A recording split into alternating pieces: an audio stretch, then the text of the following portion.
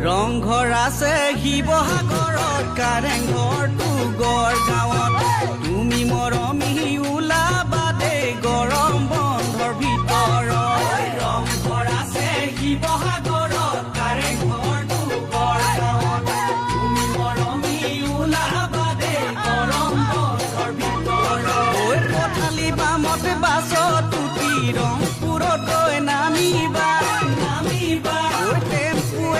ধৰি লৈ শিৱদৌললৈ আহিবা তাতে দুয়ো আশীৰ্বাদ ল'ম মৰমী লগৰ কাকো নকবা